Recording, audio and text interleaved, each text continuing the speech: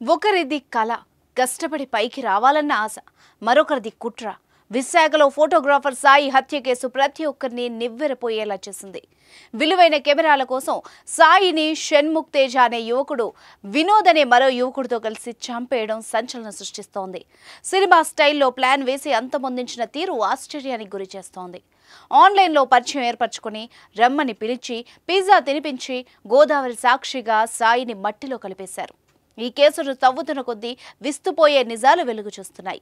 సాయి హత్యకు నిందితుడు ఆ అమ్మాయికి చెప్పిన మాటలే ప్రధాన కారణం. Avira Women's Day special offer 50% off on IUI IVF valid till 8th March.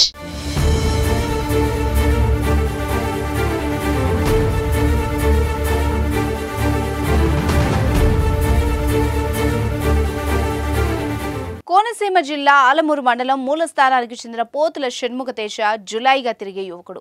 అతని వయసు 19 సంవత్సరాలు. ఫోటోగ్రఫీపై ఆసక్తి ఉంది. ఎప్పటికైనా ఫోటోగ్రాఫర్ కావాలని ఆశ.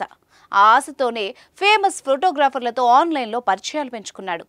ఈ క్రమంలోనే విశాఖలోని మధురవాడ ప్రాంతం బక్కన్నపాలెనికి చెందిన ఫోటోగ్రాఫర్ సాయితో ఇన్స్టా వేదికగా స్నేహం చేశాడు. అతడి దగ్గర హై టెక్నాలజీ కెమెరాలు ఉన్న విషయం తెలుసుకున్నాడు.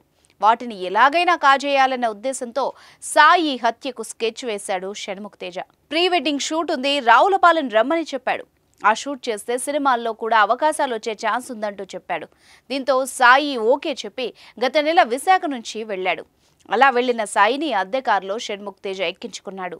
కారు డ్రైవర్ వినోద్తో కలిసి రావులపాలెం పరిసర ప్రాంతాల్లో తిప్పారు. ఒకచోట ముగ్గురు పిజ్జా కూడా తిన్నారు. తర్వాత కాసేపటికి కడియం మండలం వేమగిరికి వచ్చాక కారులోనే వెనక నుంచి సాయి గొంతుకి సీట్ బెల్ట్ను బిగించి చంపేశారు. మృతదేహాన్ని గోదావరిలో పాతిపెట్టారు. 3 రోజులైనా కుమారుడు రాకపోవడం, ఫోన్ కాల్ లేకపోవడంతో తల్లిదండ్రులు ఈ నెల 29న పోలీసులకు ఫిర్యాదు చేశారు. రంగంలోకి దిగిన పోలీసులు కేసు నమోదు చేసుకుని దర్యాప్తు చేశారు. కాల్ లిస్టులో షణ్ముఖ్ తేజ నెంబర్ ఉండడంతో అతని కోసం గాలించారు. షణ్ముఖ్ తేజ కాల్ లిస్టు ద్వారా విశాఖలోని అక్కయ్యపాలెంకి చెందిన అమ్మాయితో ఎక్కువగా మాట్లాడినట్టు గ్రహించి ఆమెతో చాట్ చేయించారు. చివరకు అతడు అన్నవరంలో ఉన్నట్టు గుర్తించి అరెస్ట్ చేశారు. షణ్ముఖ్తో పోలీసులు చాట్ చేయించిన యువతికి ప్రత్యక్షంగా ఎటువంటి సంబంధం లేకపోయినా ఆమెకు చెప్పిన అబద్ధపు మాటలే ఈ హత్యకు దారితీసినట్టు తెలుస్తోంది. ఆమె ధనికురాలు కావడంతో షణ్ముఖ్ పరిచయం పెంచుకుని దగ్గరయ్యాడు. తాను కోటీశ్వరుడని, ఫోటోగ్రఫీకి చెందిన లక్షల విలువ చేసే పరికరాలు తన వద్ద ఉన్నాయని చెప్పి స్నేహం చేశాడు. చివరకు ఆమె వాటిని చూపించమనడంతో సాయిని బలి చేసినట్టు తెలుస్తోంది. ఈ కేసులో ఇంకేమైనా కుట్ర ఉందా అన్న కోణంలో పోలీసులు దర్యాప్తు ఇంకా కొనసాగుతోంది. పరారీలో ఉన్న మరొక నిందితుడి కోసం గాలిస్తున్నారు. అతడు దొరికితే మరిన్ని విషయాలు బయటకు రానున్నాయి.